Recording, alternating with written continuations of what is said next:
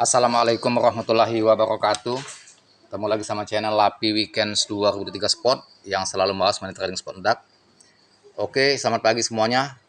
Para trader retail, investor yang bermain di Bursa Indodax.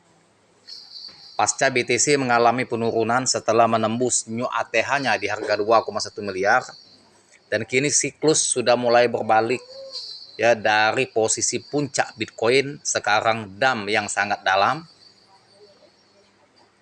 Sebagai tameng peristiwa ini, faktor Amerika menaikkan tarif impor Cina 100%.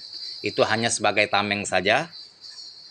Sebetulnya ada juga manipulasi dari Donald Trump, ya, CS, dan juga para investor besar dengan kejadian 11 Oktober itu mengambil sikap kehati-hatian yang tinggi.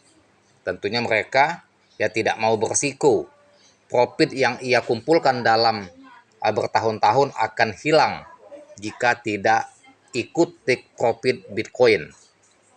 Karena Bitcoin ini disinyalir akan koreksi yang lebih dalam lagi, makanya mereka juga sudah mulai melepas aset Bitcoinnya untuk mengambil take profit dan mereka stop untuk beli Bitcoin karena mereka tetap hold yang sudah banyak Bitcoin tetapi tidak membeli. Bahkan mereka take profit sebagian, ya, aset Bitcoinnya menunggu di harga bawah baru akan beli lagi. Karena dengan ada pemicu itu, kejadian 11 Oktober dan diikuti para investor Bitcoin sudah mulai menjual asetnya, dan investor-investor yang besar, menengah, serta yang kecil yang memegang altcoin mengikuti menjual Bitcoin juga sehingga harga Bitcoin semakin terpuruk dan beresiko akan semakin dalam koreksinya karena siklusnya sudah jelas dari 2017 ya, puncak Bitcoin 2021 kemudian 2025. Jadi setelah menembus new ATH itu siklus ini memang akan koreksi yang sangat dalam lagi. Makanya para investor besar juga sudah take profit, mengambil profit dan mereka stop untuk membeli Bitcoin. Seperti salah satu investor besar yaitu Michael Saylor. Ini salah satu Michael Saylor yang banyak hold Bitcoin, yaitu sudah stop beli Bitcoin. Asetnya sudah capai 3% dunia. Ini salah satu Michael Saylor. Belum yang lain-lain ya. Karena pemegang Bitcoin dalam skala besar ini sangat banyak sekali. Mereka pun tentu mengikuti seniornya. Ketika seniornya stop beli altcoin, bahkan take profit, menjual Bitcoin, mereka pun akan mengikuti jejak ya para senior. Nah, makanya harga Bitcoin ini akan berpotensi semakin turun. Tetapi bagi investor yang sudah mengambil profit itu tentunya akan mengalokasikan dananya. Dan mereka sambil menunggu posisi Bitcoin kapan tepat untuk entry, dan sembari nunggu mereka sudah mulai menyicil membeli altcoin yang mereka incar, yang mereka analisa fundamentalnya kuat, bagus, dan punya progres yang bagus. Tentunya mereka sudah memulai menyicil dari sejak dini.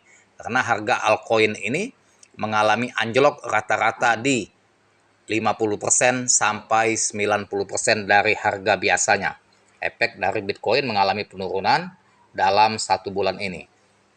Nah, tentunya mereka ingin mengambil profit yang sangat besar dari altcoin ini supaya tidak memberikan dampak yang langsung pumping signifikan. Mereka membelinya secara bertahap, step by step. Nanti puncaknya baru di boom untuk membeli altcoin ini dalam skala besar sehingga harganya langsung meloncat tinggi, sehingga disitulah baru dihembuskan FOMO.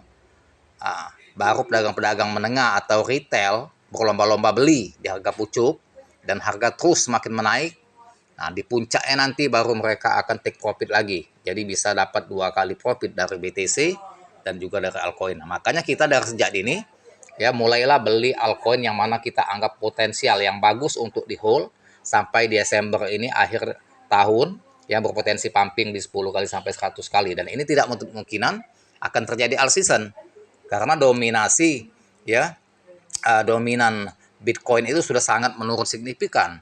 Maka beralih ke altcoin yang akan big pumping, ya tinggal menunggu waktu ya kapan momen dimulai. Jadi sejak sedini ya para trader dan trader retail khususnya di Indodax mulailah beli altcoin sejak dini.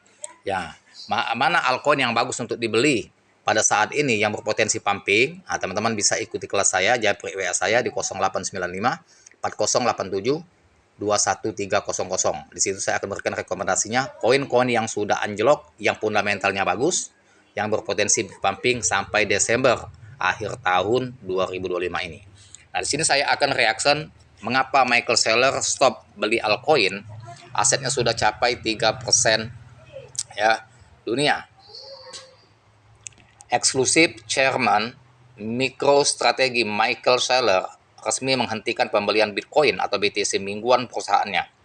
Keputusan ini bukan karena pesimis terhadap pasar, tetapi karena valuasi kepemilikan MicroStrategy telah menembus 79 miliar US dollar atau sekitar 3% dari total Bitcoin yang beredar di dunia.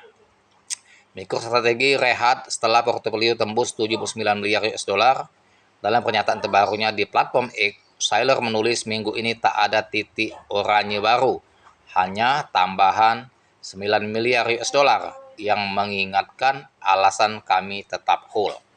Nah, jadi seukur perusahaan Michael Saylor ini, mereka hanya hold. Tentunya sebelumnya mereka pun sudah mengurangi muatan, menjual Bitcoin yang mereka sudah beli di harga bawah dalam 1 tahun dan 2 tahun yang lalu dengan harga bawah. Tentunya mereka mulai take profit ya sebagian dan menunggu di harga bawah baru mereka akan melakukan pembelian lagi. Nah, itu tentu ada strategi khusus bagi perusahaan Michael Saylor, dan ini salah satu investor besar Bitcoin, dan tentunya investor besar Bitcoin yang lainnya juga mengikuti pasti jejak rekam dari seorang Michael Saylor. Kalimat itu mengaku pada kebiasaannya menandai setiap pembelian Bitcoin baru dengan simbol titik oranye. Kali ini tidak ada titik baru karena perusahaan memang tidak melakukan pembelian tambahan. MicroStrategy baru saja menyelesaikan pembelian terakhir senilai 22,1 juta US dollar dengan harga rata-rata 113.000 US dollar per BTC sebelum menekan tombol jeda. Dengan total 640.000 BTC yang dibeli seharga sekitar 47,35 miliar US dollar. Kepemilikan mereka kini menjadi 79,4 miliar US dollar seiring lonjakan harga Bitcoin yang menembus 125.000 per koin, level tertinggi sepanjang masa. Nah, jadi di saat 125.000 US dollar per koin harga BTC ini, tentu mereka pun saya yakin sudah menjual Bitcoinnya sebagian untuk take profit ya, karena mereka sudah mengetahui secara teknikal bahwa Bitcoin ini setelah menembus new ATH-nya maka siklus akan berbalik koreksi dulu. Nah, tentunya koreksi ini akan menimbulkan spekulasi, membuat para investor lainnya akan ikut juga melakukan penjualan massal sehingga tekanan jual semakin meningkat, maka harga akan terus koreksi yang sangat dalam.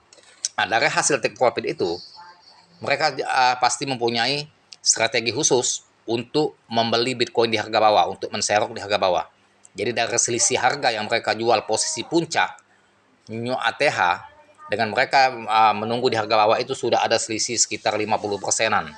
Ya, ketika dia up kembali harga awal maka mereka akan cuan lagi, dan sebagian aset itu ya hasil take profit selagi mereka menunggu BTC kapan tepat momen untuk menambah muatan kembali. Nah, mereka tentu akan mengambil profit pula dari altcoin yang sudah anjlok ya, dari mulai 50% sampai 90%. Jadi altcoin yang mempunyai fundamental yang bagus, yang kuat, ya tentunya ini merupakan momen tepat bagi mereka untuk membeli di saat harga yang sangat murah ini ya, dan mereka tentu membeli dengan cara menyicil supaya tidak terjadi ya dampak ke pergejolakan harga yang naik signifikan, agar tidak ya dimanfaatkan oleh pihak lain. Jadi mereka tentunya step by step membeli dengan cara menyicil, nanti puncaknya baru mereka boom, sehingga altcoin itu akan big pumping, baru akan terjadi ya FOMO secara besar-besaran, rame-rame beli altcoin tersebut, maka di situ mereka akan take profit pula di saat puncaknya ya menembusnya ATH altcoin tersebut, jadi mereka bisa dapat profit lagi dari altcoin ya. Nah, itulah strategi investor-investor besar yang banyak mempunyai modal. Tentunya kita pedagang retail harus jeli dalam meneliti dan mengikuti perkembangan news dan juga strategi-strategi dari investor besar. Saja informasi edukasi saya berikan, jangan lupa sebagai manfaat dan jangan lupa dibantu subscribe saya, like, share, serta komen, dan saya dengan assalamualaikum warahmatullahi wabarakatuh.